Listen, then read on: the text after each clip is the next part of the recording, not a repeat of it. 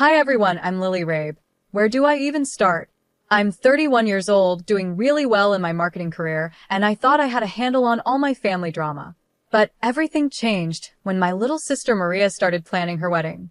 I was there to help her plan her perfect day, but it became clear that things were going to be more complicated than I expected. The shadow of our dad, John, hung over everything. Ever since his divorce, he hasn't been the same. He's been struggling, sinking into a mess of alcohol and poor choices. One of the worst decisions, in my opinion, is his new girlfriend, Julie. From the moment I met her, I got bad vibes.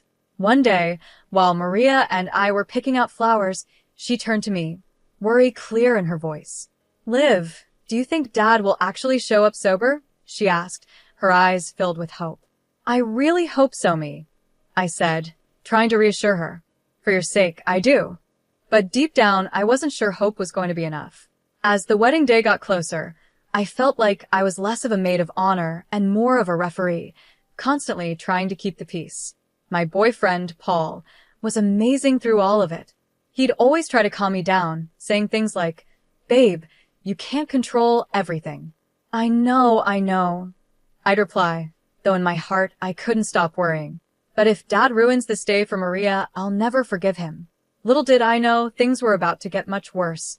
About a week before the wedding, I met up with my best friend Teresa for coffee. She's always been the voice of reason in my life, and I needed her more than ever. "What's really going on with you and Julie?" she asked, giving me a look that told me she already knew something was off. I lowered my voice, glancing around as if someone could overhear. "There's something not right about her, Teresa." The way she latched onto Dad so quickly, always whispering things to him. And get this, I overheard her talking on the phone about some big score coming up. Teresa's eyes widened. "You think she's scamming him?" "I don't know," I admitted. "But I'm going to find out." That conversation sparked something in me, and I couldn't let it go.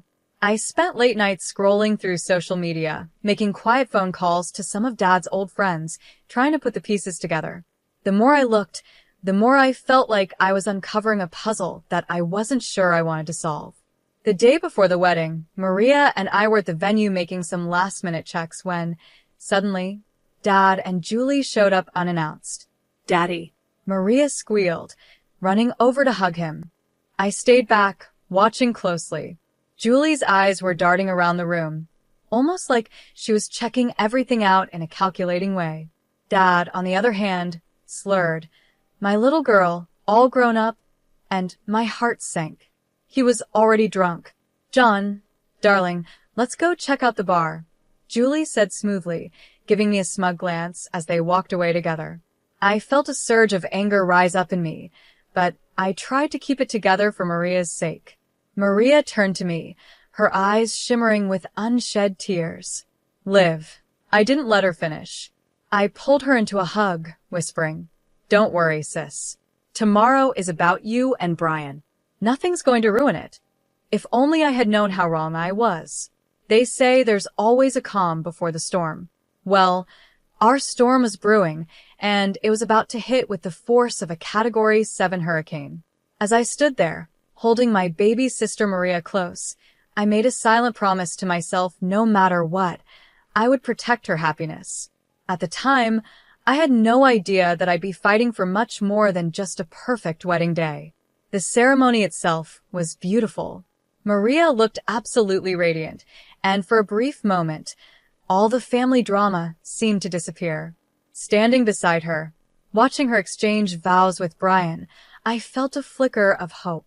Maybe, just maybe, we could get through this day without any problems. I wanted so badly for Maria to have one perfect day. But that fragile hope was shattered the moment we walked into the reception. I saw him almost immediately, Dad, standing by the bar, already drunk, with Julie clinging to him like a lifeline. My heart sank. "You okay?" Paul, my boyfriend, whispered as he squeezed my hand, sensing my unease. "I've got to hold it together for Maria," I muttered, forcing a smile. But deep down, I knew it was only a matter of time before something went terribly wrong. As the night wore on, the tension in the room became unbearable. Dad's laughter grew louder, his movements more and more sloppy. Julie's eyes kept scanning the room, a strange gleam in them that made my skin crawl. Something wasn't right, and I could feel it. Liv, Dad's making a scene? Maria whispered to me, her voice filled with worry. I'll handle it, I said, trying to sound confident. I walked over to where Dad was attempting a very unsteady Macarena, stumbling and laughing like nothing was wrong.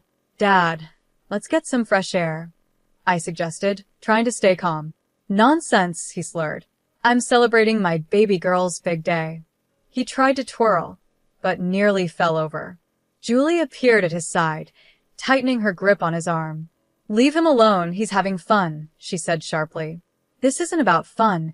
It's about showing respect for Maria on her special day, I replied, trying to keep my voice steady. Julie's eyes narrowed as she sneered. You think you're so perfect, don't you? Always trying to control everything. The argument escalated quickly. We moved to a quieter corner of the room, but our voices kept rising with each exchange. You don't know anything about our family. I spat at her, my patience gone. I know one thing, she hissed. Your daddy prefers my company over yours. Something inside me snapped. Is that before or after you drained him of his money, Julie? I shot back, my voice trembling with anger. Her face twisted with rage, and before I could react, she lunged at me, grabbing a knife from a nearby dessert table. For a moment, everything seemed to slow down. I saw the blade glint under the reception lights, heard people screaming, and felt my heart pounding in my chest. All I could think was, I've ruined Maria's wedding. But then, out of nowhere, Paul tackled Julie, sending the knife clattering to the floor. Chaos erupted around us. Guests screamed and scattered, chairs were overturned, and the whole scene became a blur of noise and movement. Through the mayhem, all I could focus on was Maria. How had it come to this? I had promised to protect her happiness, but now, her wedding day was turning into a nightmare. I saw Maria's horrified face as Brian held her back. Security rushed in, quickly restraining Julie as she screamed obscenities at anyone who came near. It was chaos. I stood there, frozen, as the police arrived and led Julie away in handcuffs. In that brief moment, I caught a glimpse of Dad. He looked completely lost and broken. That was when I realized things would never be the same again. The days following the wedding were a blur. Between police reports, interviews, and endless sleepless nights, I felt like I was living in a nightmare. Every little sound made me jump, and the image of Julie lunging at me with that knife replayed in my mind over and over. Paul, my rock through all of this, held me close whenever the nightmares hit. You're safe now, Liv, he whispered, trying to comfort me. But feeling safe seemed impossible. How could I feel safe when my own father's girlfriend had tried to stab me at my sister's wedding? How do you even begin to recover from something like that? Maria, understandably, was a wreck when I visited her about a week after everything had happened. She couldn't even look at me. All those months of planning, she said, her voice heavy with sorrow. And for what? My wedding will always be remembered as the day someone tried to kill my sister. I'm so sorry, I started, guilt weighing heavily on me. She cut me off, shaking her head. I know it's not your fault, Liv. But still, I can't help feeling like our family is cursed or something. While Maria was dealing with her pain, Dad was in complete denial. He called me constantly, leaving voicemails that made my blood boil. Lily, sweetie, let's not blow this out of proportion, he'd say. Julie was just upset. She didn't mean any harm. Hearing him defend her like that, after everything she had done, was infuriating. The final straw came when he showed up at my apartment, reeking of alcohol. I opened the door to find him swaying slightly, his eyes glassy. Dad, you need to leave, I said, trying to keep my voice steady. But Pumpkin, we're family. We need to stick together, he slurred, sounding pitiful. I felt something harden inside me as I looked at him. No, Dad, we're done. I can't do this anymore. The hurt in his eyes almost made me waver. Almost. But as I closed the door, I knew it was the right thing to do. Meanwhile, Teresa, my ever-determined best friend, had started digging into Julie's past. What we uncovered left me speechless. "Liv, look at this," Teresa said one night, spreading papers across my coffee table. "July's got a record. Assault, fraud, you name it." I scanned the documents, feeling sick to my stomach. How did Dad not know about this? Teresa hesitated, biting her lip. "That's the thing, Liv. I think he did." The truth hit me like a ton of bricks. We found joint bank accounts, suspicious money transfers, evidence that Dad wasn't just a victim in all of this. He was an accomplice. Telling Maria what we discovered was one of the hardest things I've ever had to do.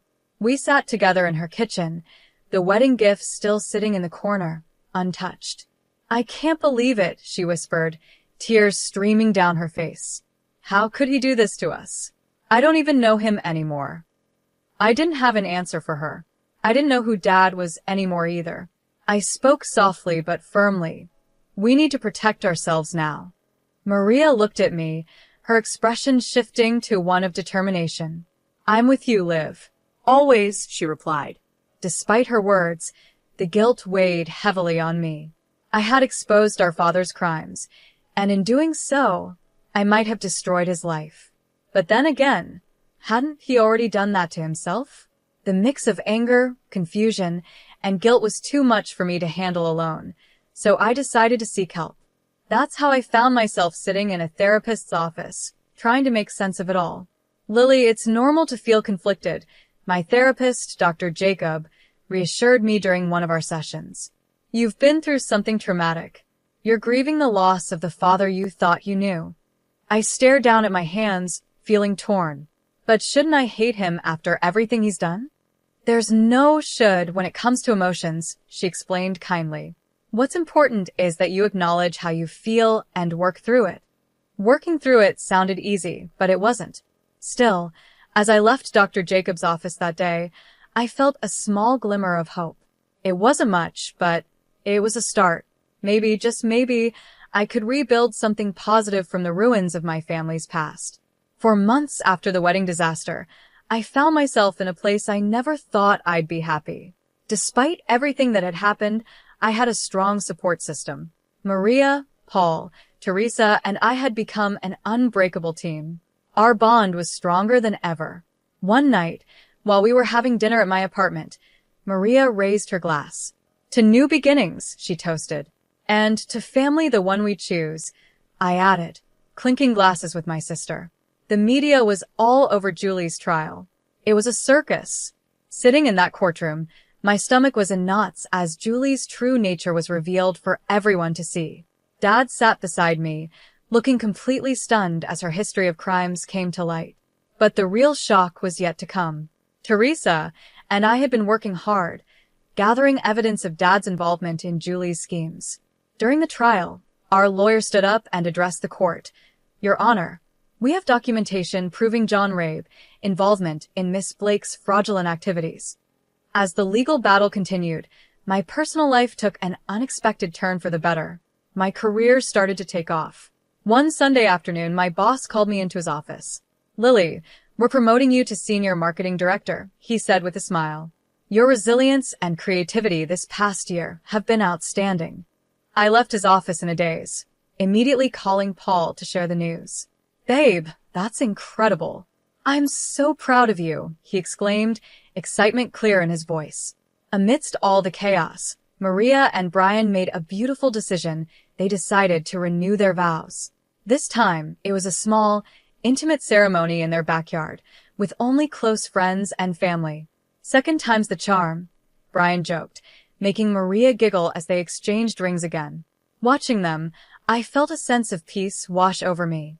We were finally healing, all of us. Then, the day of Julie's sentencing arrived. The courtroom was filled with tension as the judge prepared to deliver the verdict. As I sat there, I reflected on how far we had come since that fateful wedding day. We had been through so much pain and betrayal, but somehow, we had made it through. We were stronger, and we were moving forward. It wasn't easy, but we had found our way back to each other. The storm had passed, and we were finally finding calm again. I stood up to deliver my victim impact statement, my hands shaking but my voice steady. "The scars from that night run deep."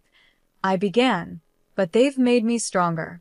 I looked directly at Julie, knowing this was my moment to reclaim my life. I'm here today not as a victim, but as a survivor. As Julie was led away in handcuffs, I felt a sense of closure. It was like a long and painful chapter of my life was finally coming to an end. The real celebration, however, came a month later. Maria, Brian, Paul, Teresa, and I were at my favorite restaurant, gathering to celebrate my promotion and everything we had overcome together.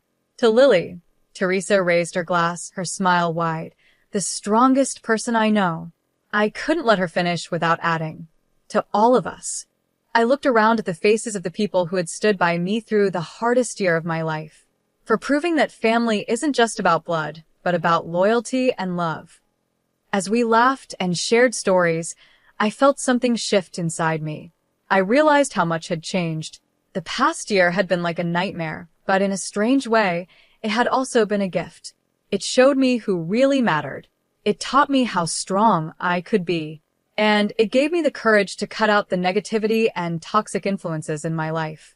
Sitting there, surrounded by real love and happiness, I knew that this was my happy ending. It wasn't perfect, and it came with its scars, but it was real. And that made it beautiful. For the first time in a long time, I felt hopeful about the future. I was grateful for the family I had found, and the strength I had discovered within myself. So, that's where my story ends. But I'm curious about your thoughts. If you were in my shoes, would you have given your father another chance after everything he did? Or would you have kept those boundaries in place like I did? It's a tough decision, and I know many of you have faced similar struggles with toxic family members. I'd love to hear your experiences. Please share in the comments how you've handled difficult family dynamics in your own lives. If my story resonated with you, please hit that like button and consider subscribing for more real-life stories and discussions about navigating complicated family relationships. Your support means so much to me, and it helps me continue sharing these personal stories. Thanks for watching, and I'll see you in the next video.